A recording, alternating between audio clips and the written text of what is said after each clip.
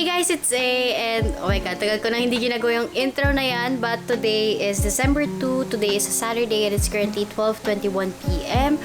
So guys, today is a special day kasi today is gonna be my first ever meet and greet ever since I started my YouTube channel. And mini meet and greet lang siya guys. So bale, in-invite lang namin is 13 people, tapos kasama na rin yung admin. So, ayun guys, super excited na ako ma-meet yung iba sa inyo. And hopefully, yung mga hindi napili, ma-meet ko kayo soon. December na, and wala, ang dami ko lang realizations. I have so much to be grateful for, and I just wanna thank you guys. Kasi kung hindi dahil sa inyo, hindi ko ma-achieve lahat nang nagawa ko so far, and hindi ko makukuha yung opportunities na meron ako ngayon. Kaya thank you so much sa walang sawa niyong suporta sa akin kahit na madalas MIA ako guys, and I'm sorry, pero I'll try my best to be active na, lalo na sa YouTube. So sorry talaga guys. And ayun, need ko na mag-makeup kasi I need to leave by 1. And as you can see guys, naka-lashes ako. So this is from New Lounge. Thank you New Lounge for my lashes, and Ellie Nails for my nails. Ayan, so nice. Ewan ko guys, parang pag nare-realize ko na magto-2024 na, ang bilis. Like, ang bilis dumaan nung 2023. Parang ang daming nangyari. So, earlier this year, ayun, alam nyo naman na I studied for my board exams. And, ayun, ang tagal na, grabe. March pa yun. Ewan ko guys, ako lang ba yung nagkaka-crisis minsan? Hindi ko alam kung nasa right path ba ako, ganon. Hindi ko alam, minsan nagkakaganong thoughts ako. I'm sorry, ang laki ng beauty blender ko. So this is from Happy Skin. Actually guys, yung meet and greet, very clutch lang siya. Parang 1 week lang siya na ayos lahat. Originally, dapat November siya, pero sobrang naging busy ako. So, ayan, naging early December na lang. I mean, 1 week lang siya na-execute. So, thank you rin sa mga admins ko kasi sila talaga yung nag-asikaso halos lahat nung sa forms and everything. Tapos sila na rin pumili. Sila rin gumawa nung yung plan for later kung ano mangyayari sa meet and greet. Gusto ko lang sana reminisce, ganon, kung ano ba yung mga nangyari this year. So, I'll be answering some questions. What are 3 accomplishments from this year that you're most proud of? Na-mention ko na yung first thing kanina, which is my board exams. Kasi guys, matinding pag-aaral and sacrifice talaga yung ginawa ko dun. As in, nag-delete ako ng social media, hindi ako lumalabas, hindi man ako makapag-vlog. So, nag-pause talaga lahat sa life ko nung nag-take ako ng boards, and I'm just so happy na nagawa ko siya, and ayun, pumasa ako. So second siguro, ito bigla ko siyang naalala. So earlier this year, nung June ata to, nag-receive ako ng award sa LPU, which is yung content creator of the year nila, yung sa YFACT event nila. And nung na-receive ko yung email guys, iniisip ko parang, am I deserving to receive this? Kasi ang tagal kong nawala, lalo na nga nung nag-aral ako for boards. So ayun, inisip ko kung deserving ba ako. And ang dami kong doubts kasi parang feeling ko, ang tagal ko nga nawawala minsan sa social media, ganon. Na-realize ko na deserving naman ako na tanggapin yung award na yon after all the hard work that I've been doing. Siguro yung third accomplishment, gagawin ko na lang siyang generalized. Kasi ang dami kong projects na nagawa this year, and ayun, proud ako sa self ko na natapos ko lahat ng yun and nagawa ko yun. Hey guys, so this is the final look. Hindi ko pa alam kung aayusin ko pa ba yung hair ko, pero sinratan ko lang siya. And this is what I'm wearing. So, I bought this bow top sa Zara. Then, gamit ko lang tong gray skirt from H&M. Pinair ko siya nito para mukha siyang set. And, ayun guys, let's go kasi anong oras na? So, it's 2:08 p.m. and nandito na kami sa Pandan Asian Cafe ni Marcus. And tara na guys, excited na ako ma-meet kayo. Hello! Hi guys! So, pa iba? Hello! Hi guys! Wala pa iba? Hi! Mag-ano lang ako? Iced tea. May iced tea ba? Ito na, mango shake na lang. Sige, mango shake na lang. Ano Okay, guys, bet yung drinks? Pili na kayo. Lambanog daw. Wait lang. Ang lakas nyo naman pala. First of all, gusto ko mag-thank you dahil nag-allot kayo ng time para pumunta ngayon here. And alam ko yung iba sa inyo may pasok pa. So, sana hindi kayo magalitan pero thank you sa pagpunta. And sa may mga exams. And sa malayo pa yung pinanggalingan, thank you sa pagpunta dito. And I just wanna say na grateful ako sa support na binibigay niyo sa akin ever since. And kung hindi dahil sa inyo, hindi ko ma-achieve lahat ng na-achieve ko right now and yung kung anong opportunities na meron ako. Wala akong ganun kung wala kayo. So, thank you so much, guys. And sorry, ngayon lang nangyari tong meet and greet na to. Pero thankfully, nangyari na siya. Let's enjoy today and ayun, thank you ulit. Madali lang ate, hindi mo siya. Oh, sige. Basic lang. mo ako Basic lang ate. Ah, So, sige. what important advice or tip would you tell someone who wants to start being a content creator?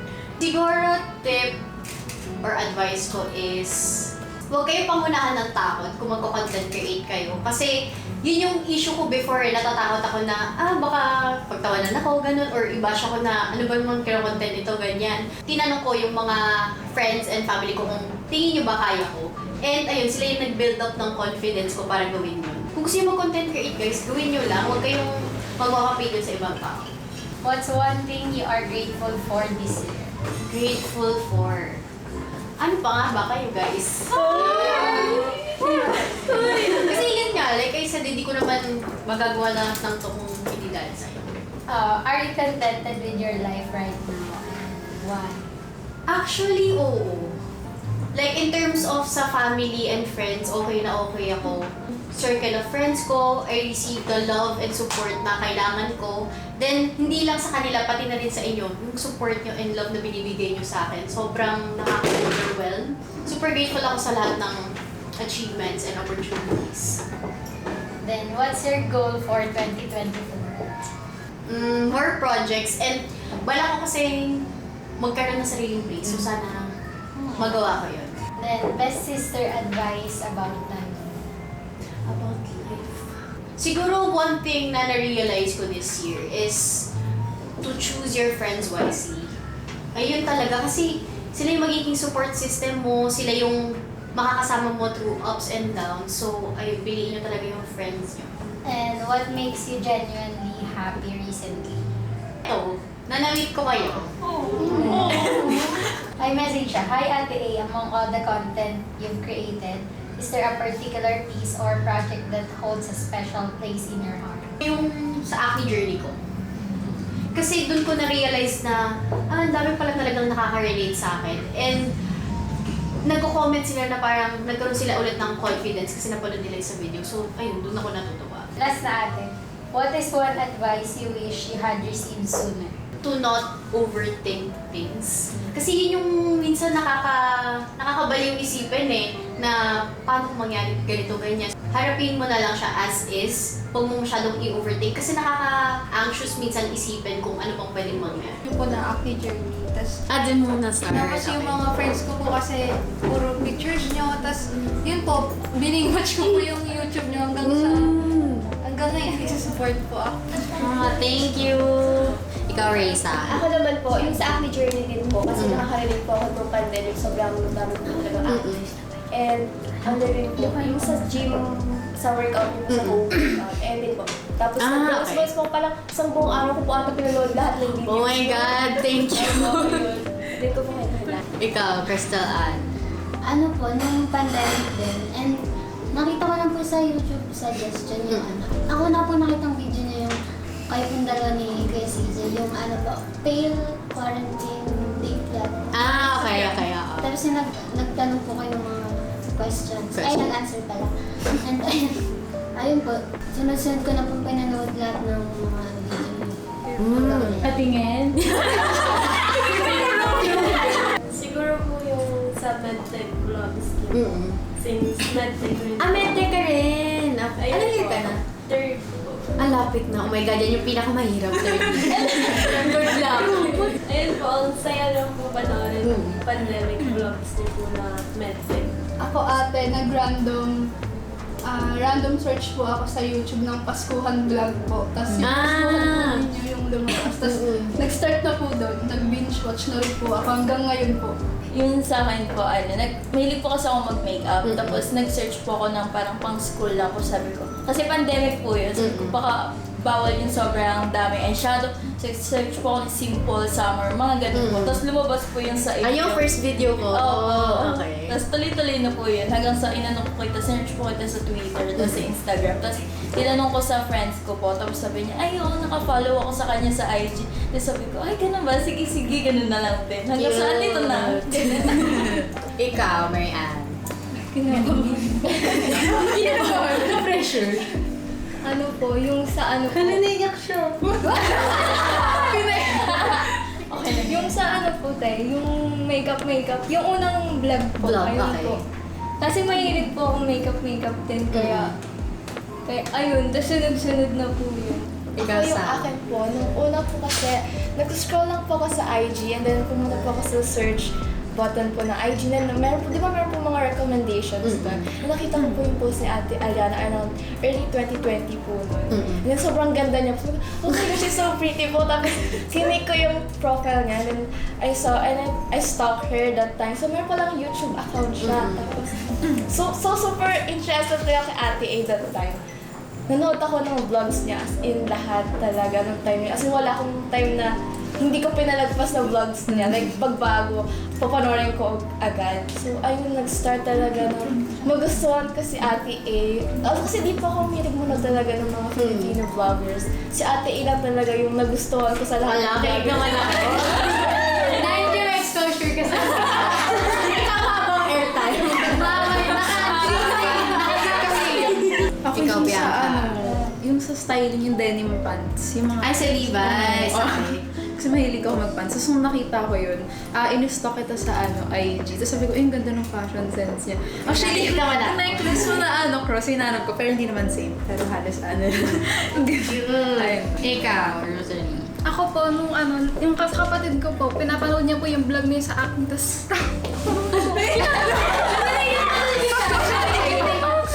Yun po, tapos pinapanood na rin po kasi malala nun. Ikaw, Jave. Nakita ko yung post ni Pao. Parang hindi naman kami mutual ni Pao, pero nakita ko lang siya sa Twitter. Parang yung nag-drive-thru kayo ni Ate Macy. Oo. Tapos sabi ko, parang familiar yung lugar. Kasi ganun nga po yung lola ko. Okay. So, in-stalk ko po kayo. Tapos simula nun, pinapanood ko na kayo. Tapos sakto din nag-message si Pao na parang gusto mo maging admin. Kasi nag-admin din po ako. Nag-recruit. Diniem niya ako sa ano. Tapos yun, simula nun nanonood na po ko lagi ng vlog. Ikaw to, Net. Tawa ka na tawa Yung dyan. akin ate, ano siya, since fan po ako ng UAAP. So parang more on UAAP nasa feed way back 2019. Tapos, nakita ko yung video niya ni Kuya CJ na yung kinis mo siya bago siya mag... Then nag-message ako sa'yo ate about sa... Kasi parang parang gusto ko gumawa ng mga AU nun. Tapos nag-message ako na, ay pwede mo bang... Ay, nagpaalam ka. Ganun. Tapos doon nakita na stalk ate. Tapos parang una, crush ko si Kuya CJ. Pero naging ikaw na yung crush ko. Una ko talaga nakilala si Kuya CJ. In-stalk ko si Kuya CJ, tapos nakilala kita, akala ko girlfriend ka niya na girlfriend ka na niya noon.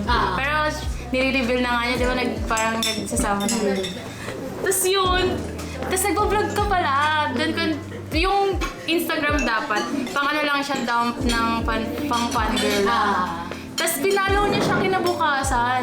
Tapos doon na nag-ganoon. First ever ano po ata eh.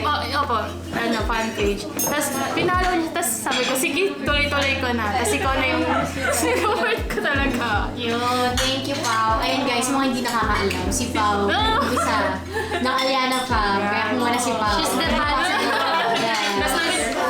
Baby, you could keep me going, cause you've been everywhere. Let me take up all the love you're showing. I need it more than... Ito, nahihiya pa siyang pumasok kanina. Ang tagal niya sa baba.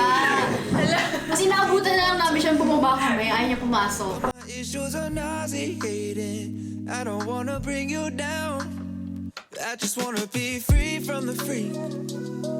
Feel love for the first time. I just wanna love something about me. See something to open my eyes. Don't wanna be the only one with a house key. Have something I'm proud of. I wish we were living in my dreams, cause in another the world, you come with me and we be out of sight, out of Bless us, O Lord, and this thy gifts which we are about to receive from thy body through Christ our Lord. Amen. Thank you. Happy birthday! Is...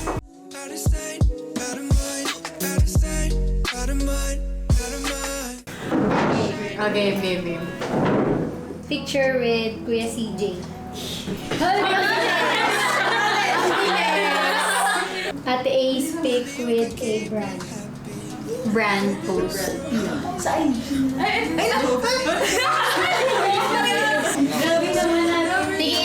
Tigi-isa muna. Kaya bahala pumili. You around, but my life is so complicated. I don't wanna bring you down. I just wanna be free from the freak. Skincare makeup to.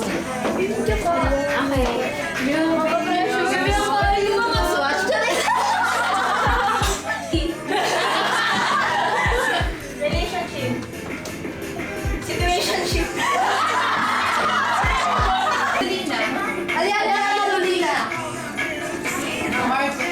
Ano to? Gawa ng pinsan mo? Drawing? Uy, baka hindi ako to Hindi ko Hindi mo siya mo. Ay, hindi ako to. Ano to? Ay, oh my God! Sabi sa akin, ay Ang friend ko siya sa ganda! IG. Kagabi lang yan, Oh my God! Ang galing niya! 4 hours lang yung ginawa kaninang madaling araw. Totoo? Nagpuyat kami. Sinamahan Sobrang siya. ganda. First time ko lang makareceive ng ano. Sabi ko nga sa kanya, sabi No way. ko siya yung first time na bigay sa'yo ng kilig drawing. naman ako. Ang ganda! Thank you! Kurt, thank you so much. Ano yun? Ay, gumagano. Maganda na lang ako, hindi ko alam. Ako nagagano. Sa itawan.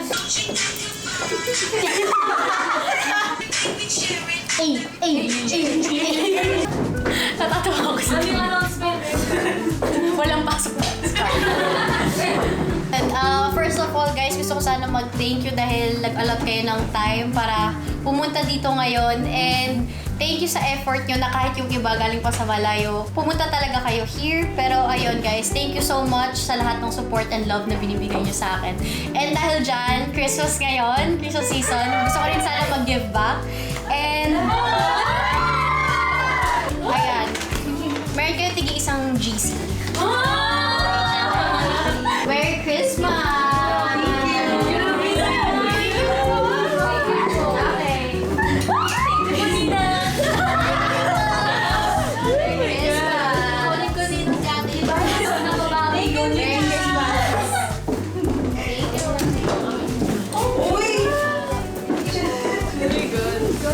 You are invited. Merry Christmas!